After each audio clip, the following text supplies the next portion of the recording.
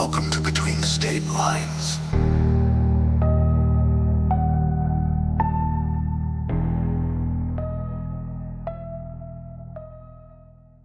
Welcome back to Between State Lines. And before we start recording, Steph had mentioned thrifting and how she loves to go to thrift stores and look for really old objects and things that appear creepy.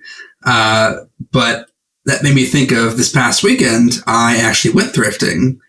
And of course, at the thrift stores out here, they have like the oldest crap I've ever seen in a store.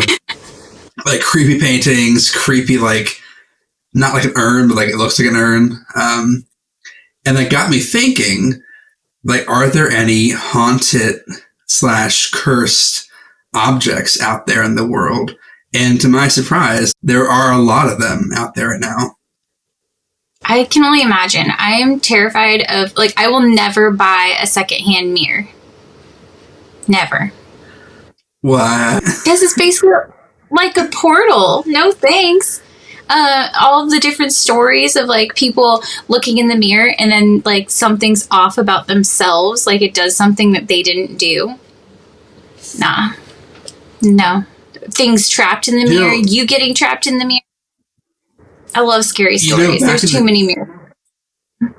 Back in the day, there used to be a, I'm sure some people still do it, but a tradition where if someone died, or they were dying, rather, in the home, you would cover the mirrors up as a way to prevent their souls from going into the mirror and being trapped. And I didn't know that was an actual thing until I was doing my research into this topic. Yeah, I've definitely heard of that. There's so many scary mirror stories. But since you said creepy paintings, I'm staring at this one over here. And I'm pretty sure that this is a thrift store painting that I bought a while back because I really like owls. Yeah. He hasn't made it up on the wall yet, but yet this time around. He's definitely been on the wall before, but yeah, haven't noticed anything creepy about him, so he gets to stay. You know, I've always wanted to just paint something. Like I'm an awful painter, but I really just want to paint like a painting on a canvas and then donate it to like a thrift store and like see what value they place on that painting.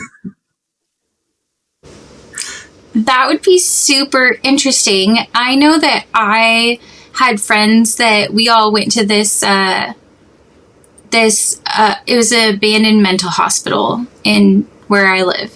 And so we would all go there and explore, see if we could find anything. And one time we found an owl painting and it was pretty cool, but I was not taking anything from that place because that is the place that I saw a hat man, and no, thank you, not doing it. But my friend Chase took this painting home. He tried to take it to my friend Lauren's house and she's like, oh no, do not bring that in my house. Do not bring anything in my house from that place. Absolutely not. And Chase took it home. I've seen it at the local Goodwill at least twice. Like this same painting since high school. Just knowing. I would love to have a painting from a psych hospital, just for like the lore of it, like the thrill of it. No. That place was the place that me and Lauren were standing outside looking for our friends, and we heard a little girl scream. And we both were like freaking out. And so then we had my flip phone and we called the people that we were with and we were like, you have to come back. Like, we can't be here. And they were looking for the security guard and I was flashing my phone because I thought that I saw them. But then the figure turned around and looked at us and disappeared. And it was far enough away, but at the same time, we're surrounded by all these creepy buildings. Like, no way. And then there's people now, there's houses built there. No, never. They're so cute, too. Those people probably have no idea. Oh, my God. Wow. Well, at least you don't live on a haunted, like a a cemetery. That would be terrifying. Well, that's the place that they had cemeteries, and then they had like new buildings going up, and they were supposed to move all the grave plots, but there was nothing that said where they got moved to. So did they move them, or did they build on top of them? I feel like with the things that we've experienced and the things that we've heard of other people experiencing, they built on top of them for sure. Yeah, I feel like the builders get lazy. Like, we're not going to spend all that time and money digging up these bodies. No one's gonna know that they're still there. And then you have a haunted whole village. Yeah. I mean, especially like I guess the way that they looked at mental hospitals back then too. Like, who really was going to keep track of all these people? Yeah, they were lost souls, and no one cared about them. The first curse object I found has nothing to do with the painting or dead bodies, but it still has a pretty creepy, spooky background. It is called the Koh-i-Noor diamond, which is one of the largest cut diamonds in the world, and it weighs at 105.6 carats. It's oval in shape, roughly 1.4 inches wide and a half-inch deep. The diamond was much larger at some point, having gone through many, many, many recuts. The first verifiable record of the stone was in the 1740s, and there are more than 4 centuries of stories surrounding this particular diamond. The stone, while it's beautiful, it holds a curse. According to Hindu beliefs, the stone was revered by the gods, and he who owns this diamond will own the world, but will also know all of its misfortunes. Only God or woman can wear it with impunity. The stone has a sordid history, changing hands between ruling parties through conquering areas. Dynasties often didn't keep it very long, and it would often fall. Their dynasty would often fall after getting that diamond in their possession. In one particular instance, the Kakutiyu Empire took the diamond in 1306, and the empire, which had been in power since 1083, fell just 17 years later. The diamond was then held by the Delhi Sultanate until 1526, and this period was filled with invasions from Mongols, Turkish, Persian, and Afghan armies. The Delhi was defeated, and the diamond was passed on to the Mughal Empire. And from there, it was held by the Mughals for 200 years, when more violence and bloodshed followed, marked by years of sons rebelling and killing their fathers. The diamond was mounted on the throne of Shah Jahan, who also built the Taj Mahal, but this throne cost 4 times the amount. His 4 sons fought violently for the throne, including executions and torture. And then the Persian king, Nadir Shah, defeated that empire and took the diamond as prize, but in less than 10 years after that, he was assassinated. It passed to each of his successors, who all ended up dethroned and ritually blinded. And the last part is the British then conquered India, which had been the greatest empire in Asia, and acquired the diamond. And since holding the diamond, the British Empire has shrunken in size and lost, several different countries to independence. And though the British seem to understand its curse, the diamond is only passed down to women. Okay, so is that why it lasted so long, like in certain places? Because I'm like, 17 years is kind of a long time. And then 200 years? Like, can they really blame the diamond? Or did they have women that owned it in those times? And then every time a man got a hold of it, they just wanted to go kill their father? That's what it sounds like. Yeah, it's like the women have no problem with it. I mean, this is, the story of how it should be in the world, but and then the men get this like bloodthirsty idiocracy and end up destroying their own civilization. That's so crazy. And so it's in, how long has the British have had it? I can speak English. They have had it since they conquered India, which was a long time ago. Okay. But women have had it the whole time. But still, they're saying, still blaming the diamond for losing territories and whatnot. Interesting. All I could think of in the beginning was, oh my gosh, like this beautiful diamond, and like honestly don't have to worry about that, because like that sounds like rich people problems right there. But still, who would have guessed? Who would have guessed like this diamond would be your downfall? I would always imagine these like creepy things or things that give you bad energy, but it sounds like it's almost like the ring. Everybody wants it. It's just so beautiful that it kind of like, it reminds me of in The Hobbit, the King's Stone. I don't remember what it's called, but the King's Stone. Have you seen The Hobbit? You read The Hobbit? I have not, but I know how to play the song on the Native American flute. Nice. So in The Hobbit, the dwarf king is blinded by his love for this one stone, and they call it the King's Stone. And it's like really bright and beautiful, and it blinds him, makes him make dumb decisions, and eventually the dwarf kingdom falls because of his love of this one stone. Yeah. It sounds a lot like that. Also kind of scary. Like that's one thing that I have bought secondhand recently, was like a bunch of random stones. Whoops. Like most of them are here with me. I'm like, they're so pretty.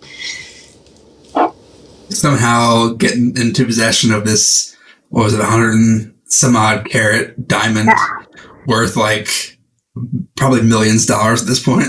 Yeah, doubtful on that, especially getting it off Facebook Marketplace, but still a bunch of rocks and crystals, like I'm sure they can hold just as much power as this ring or this stone, this diamond, and I would not ever blame any of them. I'm like, I charged them under the moon. We're fine.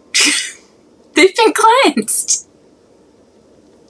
Well, also, you'd be safe. So if you came into possession of this diamond, you'd be perfectly fine. You'd be rich. Well, this one. And who knows the rules of any of these rocks?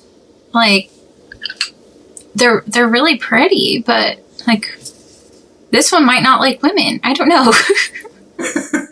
I mean, I did ask why she was getting rid of them. She said she just didn't have the room, but like, likely story. They're now cursed. She wanted you to take them, and she's placed a curse on them.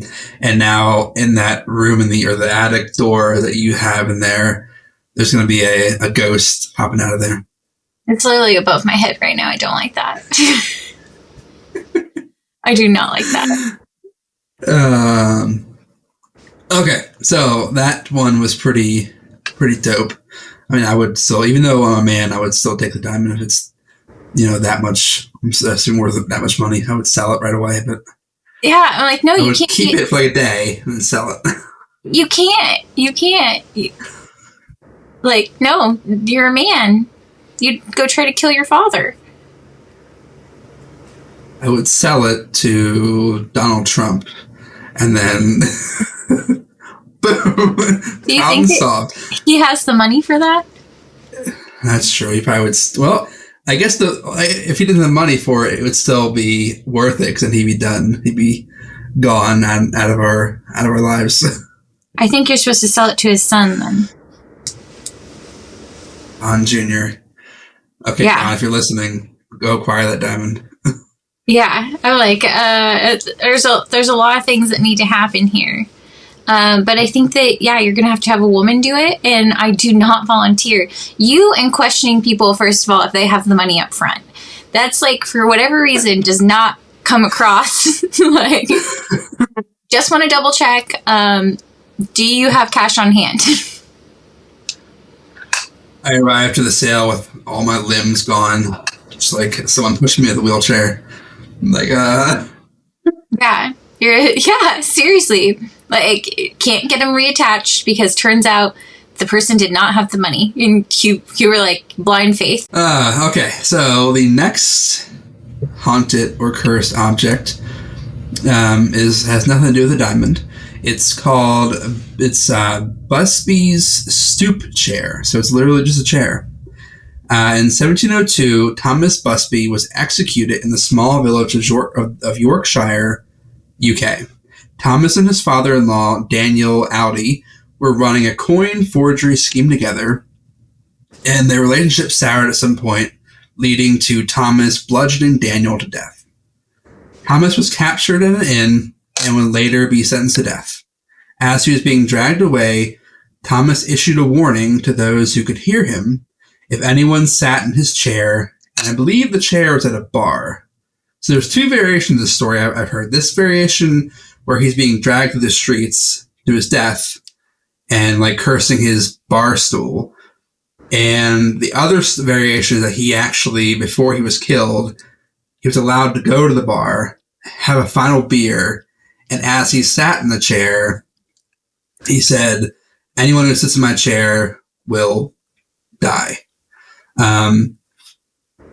So his death was particularly gruesome. He was hung, but after his death, his corpse was suspended in chains and hung at the crossroads near where he was arrested.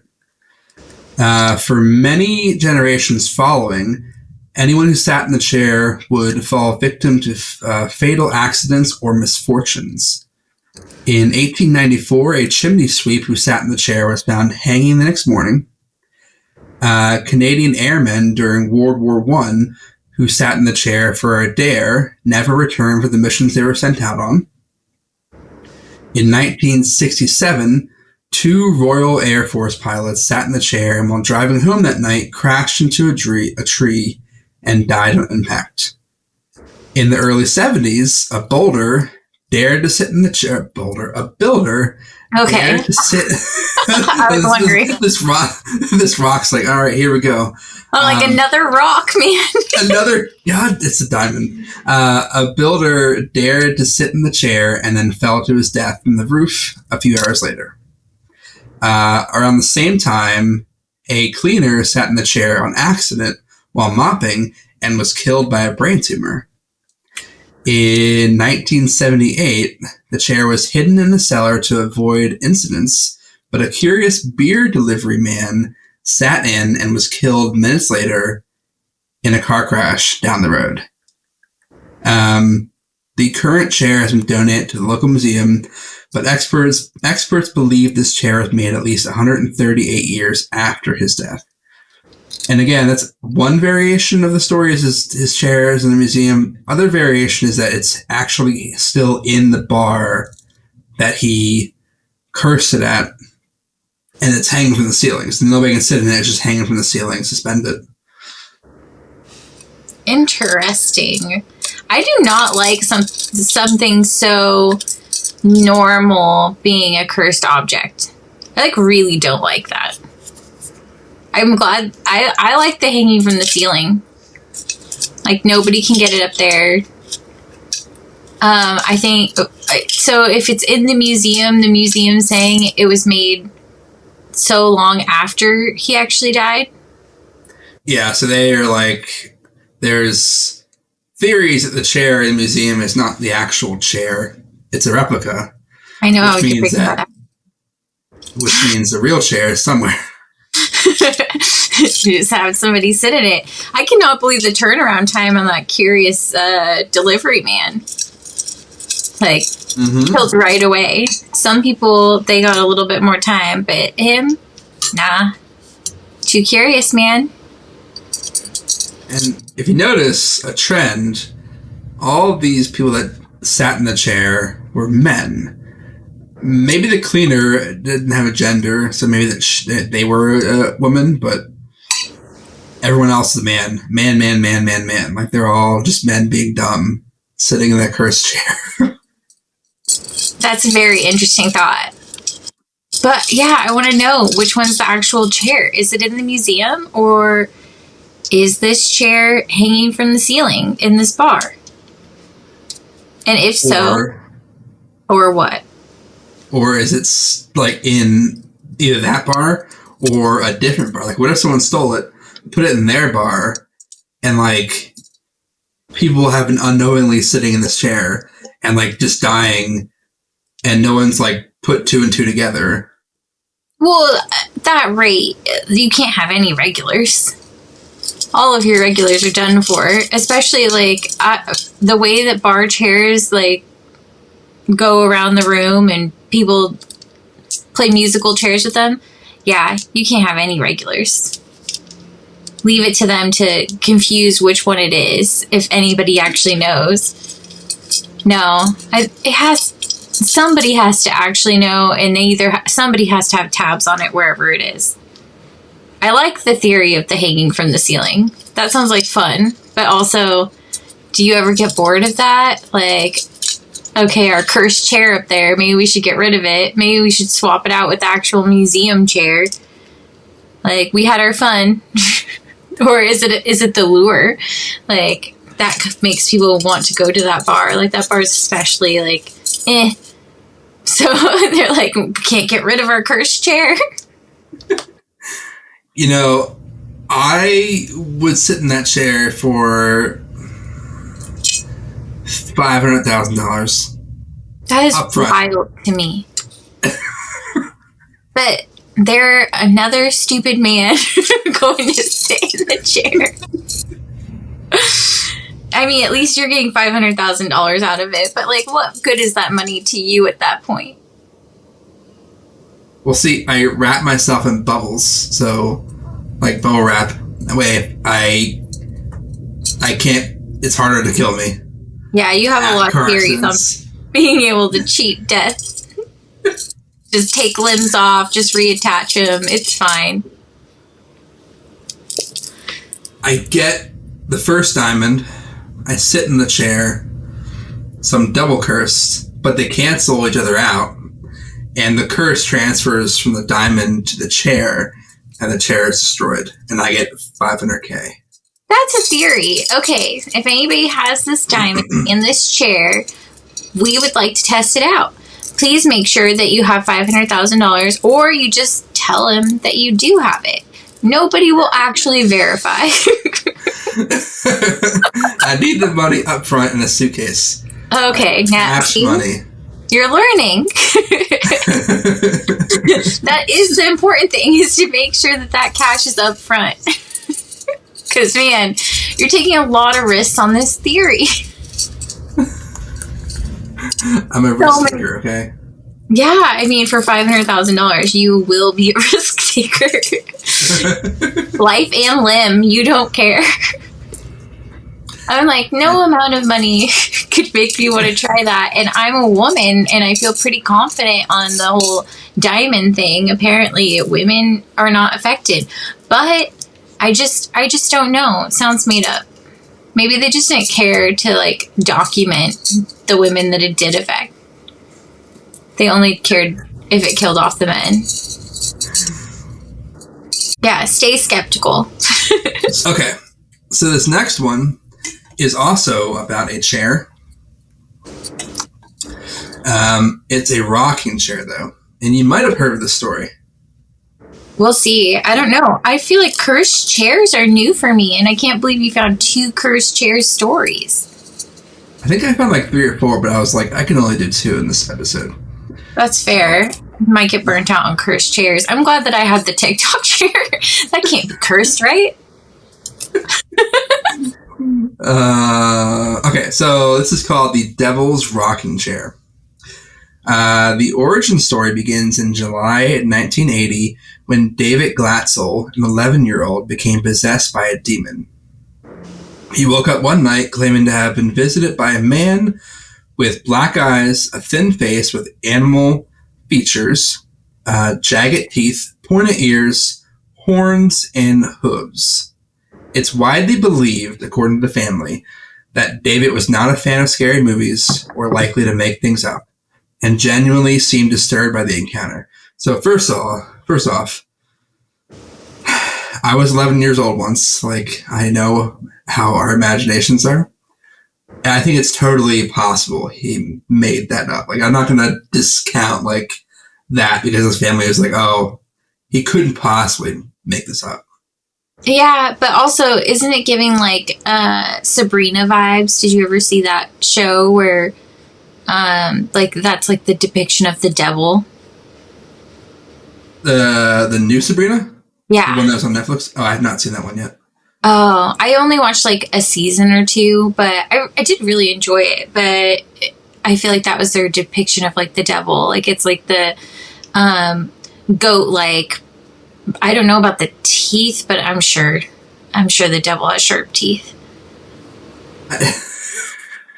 I feel like, okay, like everyone depicts the devil as being like this goat kind of creature. So like, I don't know, it seems like he might have seen a movie or like someone told him this is what the devil looks like and like, bam, there's your origin story. I actually did see like a video today that was like, why do people always compare the devil to goats? Like, did they just see goats and they were like, oh, there's something evil afoot here? But I kind of see it. Like, they have the scary like cat eyes, and it just looks like there's not a whole lot going on in there, and you just kind of wonder like, what are you plotting?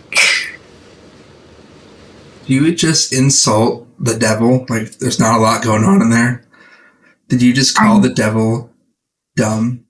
I mean, more goats, but yeah, sure, if the devil does take on that representation like people say, but then in that case, if that's true, then who's to say that this kid didn't see the devil?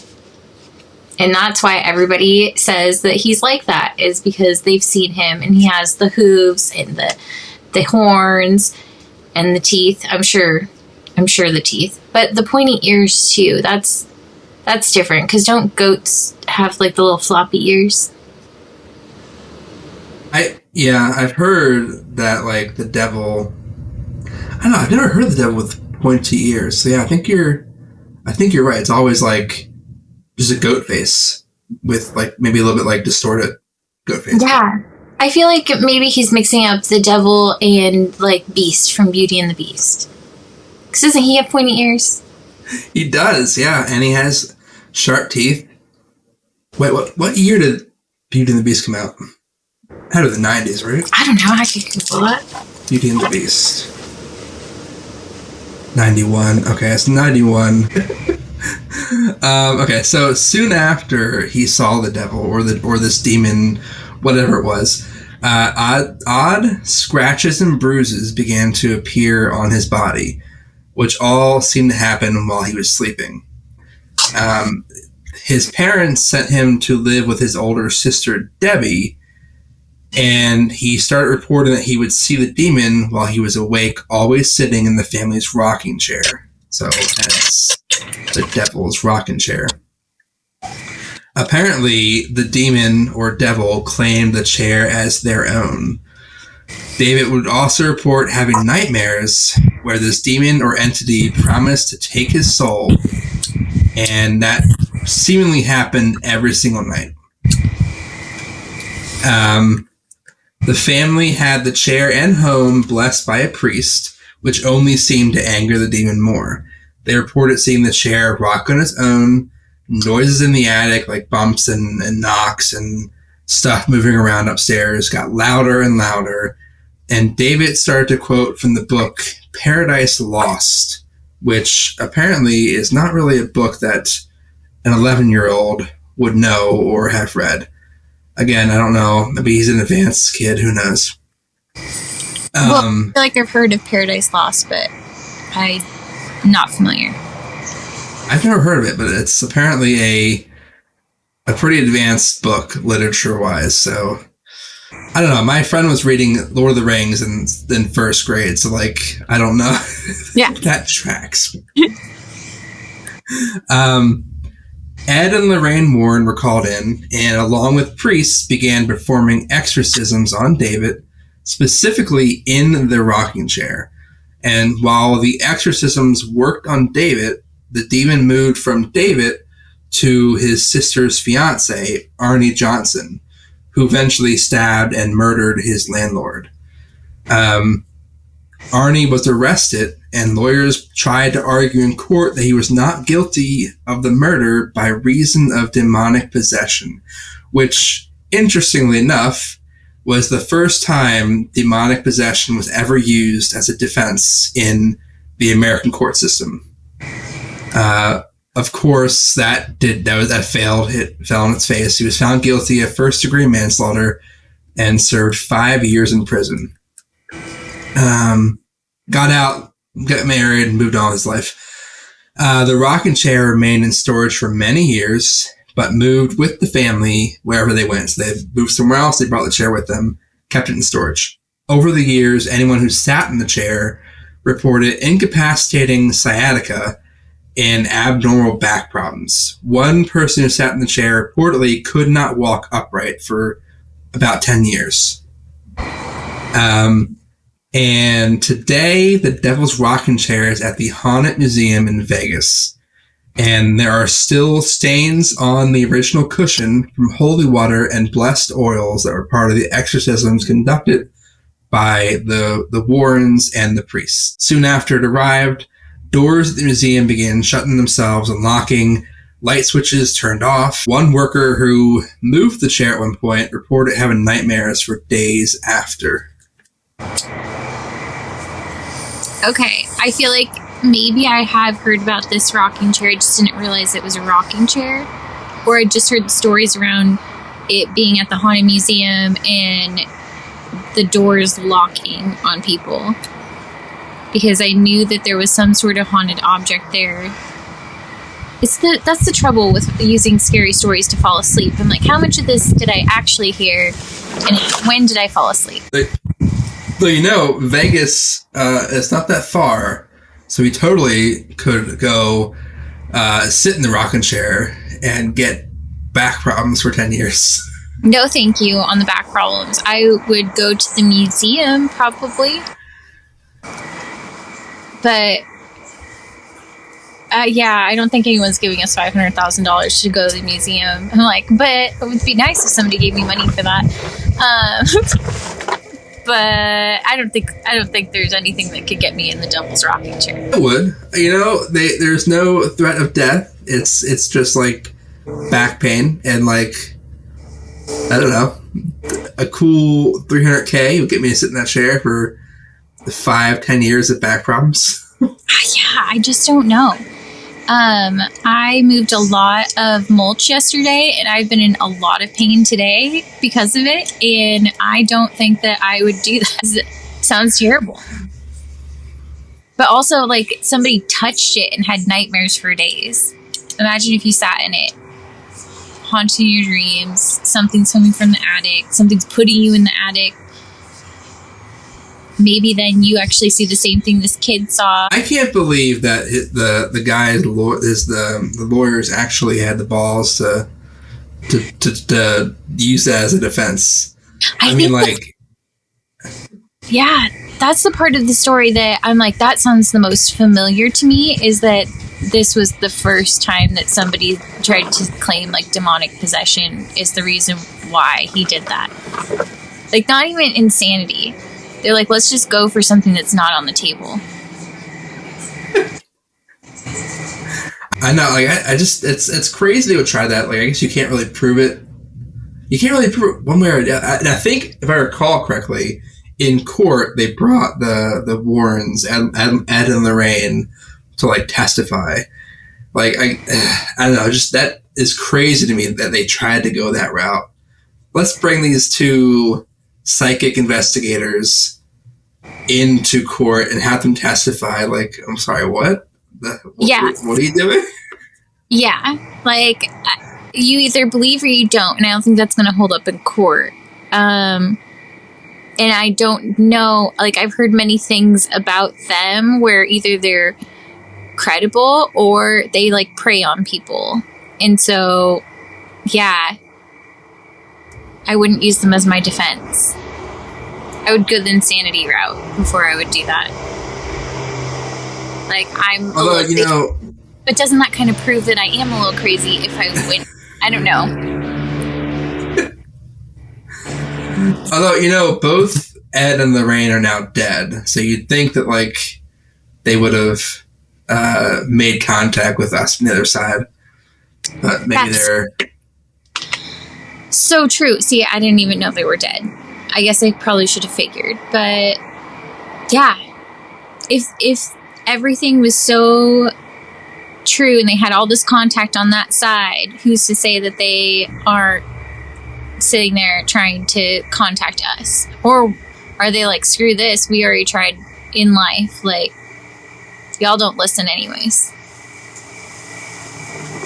Or maybe they're downstairs with the big guy. I mean, I feel like that's who's probably causing like all the chaos, unless you're going like the supernatural route and angels have fallen from heaven and all of that, then I don't know what to believe in any of it. So how I told you my mom is psychic? Yes.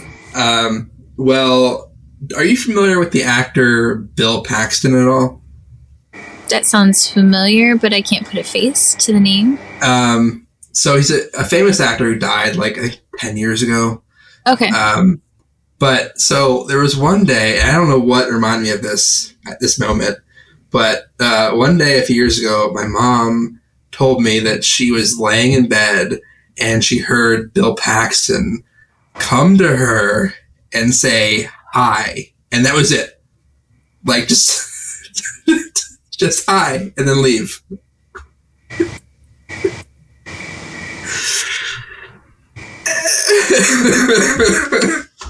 Where were you guys in Virginia? Yep. And he just came to Virginia to say hey. Was out of there. No, like, previous tie to our family, did not give a shit who we were, did not know us at all. But of course, he said to come say hi to some random lady. Interesting. I mean, I guess, was she thinking about him previous? Because that's one thing that I don't feel like I am connected to supernatural stuff, like, knock on wood. There's none here, but somebody knock on wood somewhere. I worry when I think about people who have passed, like, oh, am I inviting something in? Like, not when I'm thinking of like friends or family that have passed, but I have had that thought of like, if you're thinking about somebody who's passed that's like a celebrity, would they know it if they're already dead?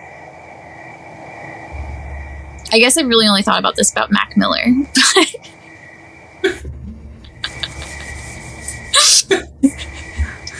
Can you imagine, like, if that's how it works? Like, you are your dad and everyone, like, in the world knows who you were when you were alive. And, like, they're all, like, thinking of you. And, like, you just, like, get these summons, like, 8 million times. Like, I can't people, like, calling you. That they go anywhere or anything, but can they know that you thought of them or that you thought these thoughts about them? Is there like an encyclopedia of like all of these things, that good things that people thought of? I don't know. It's kind of a nice thought, I guess. Like after you pass, that like, oh, people are still thinking about me. Or it's like Coco, where they're remembering you, so it's keeping your spirit alive. Yeah, and you can't cross the bridge unless you have a what do they call it? The photo on the whatever that's called, the display. But you can't actually cross over until that's up or whatever. Yeah, and I'm sure people have posters of these famous people everywhere, so they get to cross the bridge still. When the Backstreet Boys die one day, I will remember them by displaying their trading cards that I have. You have the trading cards? I don't have them here at my mom's house, so I could get them potentially if I wanted to. Oh, so if they die, then they're gonna go say hey to your mom. Yeah, well, she has to like put them up first, like put a little mantle, like a candle lit. That's not how it worked with Bill Paxton. Sure, she was having a stroke at that point. like Yeah. Mom, let's get your brain checked there. I don't know. I'm interested. That would be a scary thing to happen. Like, I know that especially going through like really tough times, I think of like friends and family that have passed, and like sometimes I talk out loud and like tell them how much I miss them. And it'd be nice if they actually heard those things. But if it was somebody who you had no relationship with whatsoever and they didn't know you existed at all, would that be nice? Would that be like, oh God, this again? Or is it just nothingness? It's just talking into the ether. I feel like there are people that I used to know that I would hate if they were like, Holden, I'm thinking of you. I'm like, oh my God, I fucking hate you. Yeah. Fuck off. Why do I live rent free in your mind? Although, the one story my mom told me when I was a kid that always creeped me out. Apparently, when she was like 15 or 16, she was laying in bed, and like in her room, there was, she shared it with her sister. So there's a twin bed on either side of the wall. And she was asleep, and she woke up, sat up, and she saw an old man laying in the bed, like where her sister usually slept. And she thought he was like a real person. And so he looked over at her, sat up, and like motioned for her to like come towards him. Like, come towards me, Cherie, come on, come towards me. And like eventually after like 5 minutes, he disappeared, poof, gone. But it turns out, and this is according to her, that her friend across the street, her grandfather died that night. And that was him. Like, then he came to say goodbye to my mom for some reason. He was trying to communicate with whoever could listen. That gave me goosebumps, but also like the biggest spider I've ever seen just went like just across the ground, and all I could do was watch helplessly over here. Yeah, I don't know. Felt like an omen. I think it could have happened. I still think of like that little. When I was a kid, there was a little girl dressed in white, and she had like dark hair. And I woke up in my sister's room and saw her, and she was pointing out the window, but I didn't look out the window. I just laid my head down in my lap and cried until I fell asleep. And I woke up the next morning in that same position. But yeah, sometimes I wonder what she was pointing at, but I'm not a brave one. Like, there's no real communicating with me. Coward. Come on. Yeah, I am. I mean, I was probably 7, 8, maybe 9 tops. No. I am a coward. I'm a coward to this day. If I see any little girls in the windows or in my doorway and they're pointing at the window, hell nah. I don't want to see what's out there. Aliens, demons, Bill big Paxton creatures. Maybe Bill Paxton. I feel like I need to put my feet up now. That spider was huge. Okay, so the next cursed object or haunted object is Robert the Doll. I feel like you have to know this guy. You know this story? It sounds familiar, but like I said, listening to scary stories when you fall asleep is just, it's bad news, because at this point, like, things sound familiar, but it's going to feel like a whole new story because I'm not sitting here trying to go to sleep. So Robert the Doll is exactly that. He's a doll.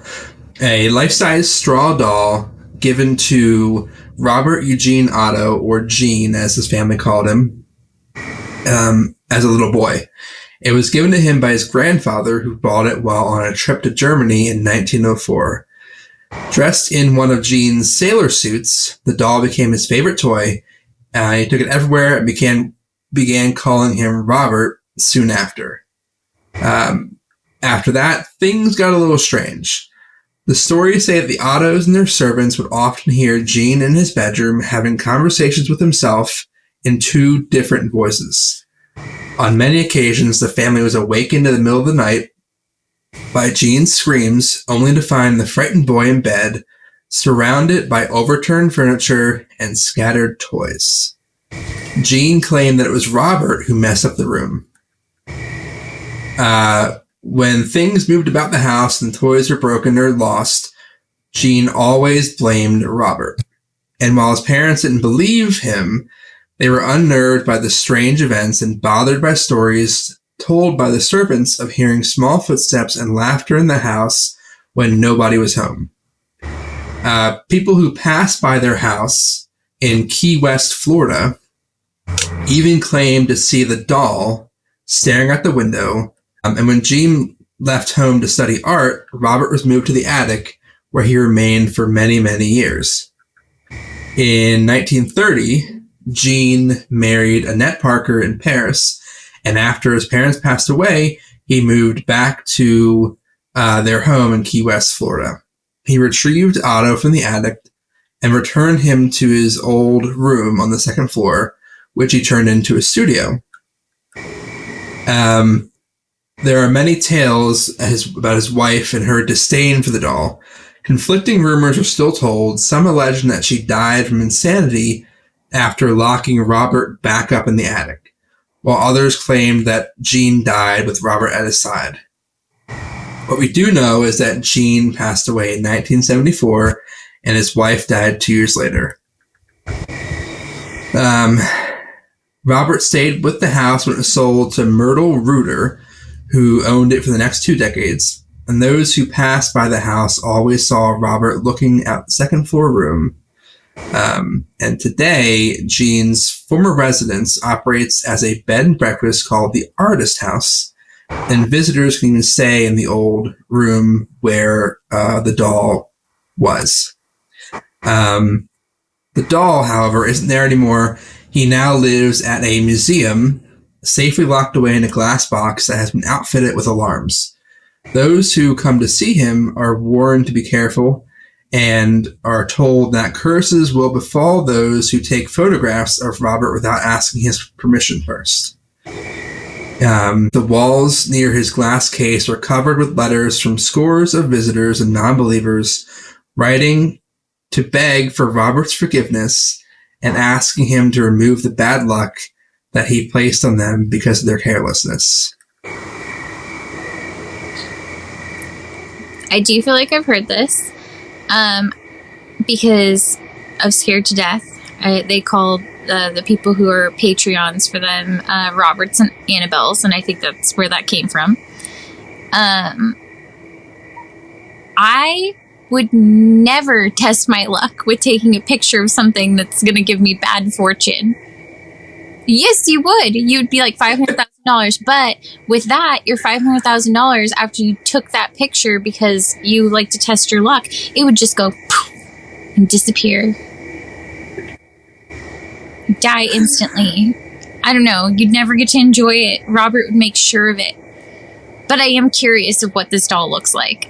And I'm glad that it's locked up in a box somewhere. I feel bad saying that because, like, how much bad luck seemed like it had, like, who locked that box? That the wife hating this doll and trying to keep it in the attic, like, it just seems like it wasn't going well for her, even though she outlived her husband. I don't know. Well, it seemed like her husband, even he still had, like, problems with the doll. And, like, the doll threw furniture around, like, destroyed crap. Like, even he, though he considered the doll his best friend when he was a kid, like, he still had like, this doll was just an asshole. Like, yeah. I mean, it's kind of scary saying that out loud. Like, the recording's just going to stop and you're going to disappear in a minute. But I don't know. I don't know if I want to mess with Robert. Like, I'd rather say bad things about the devil than Robert. It sounds so scary. I try to picture what this probably looks like, and all I'm picturing is, like, the Raggedy Andy. And I know that it's probably nothing like that, but I need to know what Robert looks like. Are you seeing my screen? I Yes. sound like a boomer, but like, okay. Yeah. This little fucker. And you would Robert take a picture the of him, even though bad fortune would come your way? I mean, I definitely would, especially if you look like this.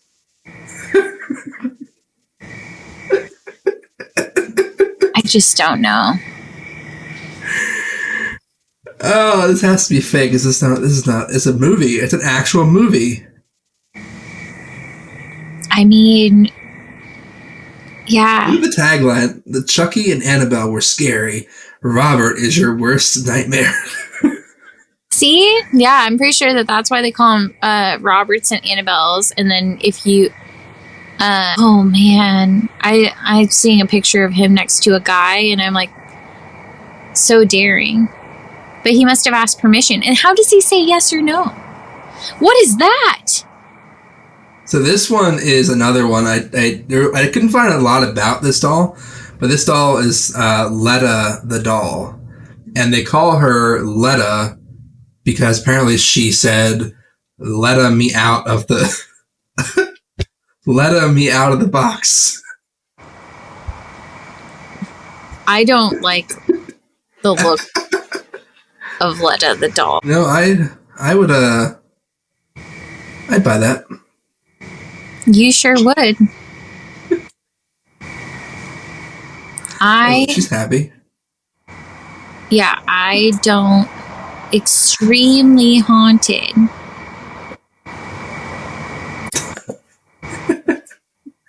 At least she's in Australia. Like, that's pretty far away. But everything scary is in Australia, so that's a no from me. Well, technically, we are on the West Coast, so like, we are close to Australia, kind of, sort of. There's a nice big ocean there, which is also terrifying. The ocean is a terrifying place. We don't even know what's down there. We've only explored like teeny tiny bit. Do you know they found rocks on the ocean floor that have oxygen in them? No, I did not know that. The ocean is a crazy place. It is so scary. Like, I don't know. I love being next to the coast, but also, like, you can't turn your back on it. It seems like it is taking people like nobody's business lately. The ocean is terrifying. Beautiful. Terrifying. I don't know. Not as scary as Letta and Robert, but... I would pay for them to procreate and have like their own like doll baby. No. Letta and Robert. No. Mm-mm. Like, does she want to be let out of whatever container she was in, or is something trapped within the doll itself and she wants to come out and replace her prison, her doll prison, with you? So you're saying like we essentially swap places, so I become I'm in the doll? Yeah, it's like a genie in a bottle kind of situation. Like, she's forever tied to this doll hell, and she wants out so that she can go wreak havoc on the world and be a person again, and then you'd be stuck as that doll just begging to come out. Is there money involved? If there was, you don't get to enjoy it because you are stuck in your prison, and I bet somebody comes up and takes the money right in front of you, and then they lock you in a little doll prison like Robert. Probably next to Robert, even, at the Haunted Museum. Actually, Robert's in Florida. I feel safe about that. Everything in the United States that's scary is in Florida. Or Texas. But technically speaking, you wouldn't have to pay bills. You'd be like off scot-free. But there's no quality of life that way. Yeah, I guess. But you could trick someone into letting you out and then taking their body. You'd probably be a lot and live forever. more creative, but what if there's a lot of like things you can't do? That's why she's just sitting there going like, let me out. Let me out. It's like an Italian person, like, give me the pizza, let me out. Yeah, well, I think she's Australian. Oi, governor, let me out. Let me out. I don't know. I don't have an Australian accent. I can't even fake one. I can't fake accents unless I'm talking to somebody with an accent for long enough that I would like to try to take it on, but it also probably sounds terrible. I'm not gonna... Let me out, governor. Great Australian accent. Ah, God. I am amazing at this. Okay, so this will be where part 1 ends for our podcast, and we'll see everyone in episode part 2 next week.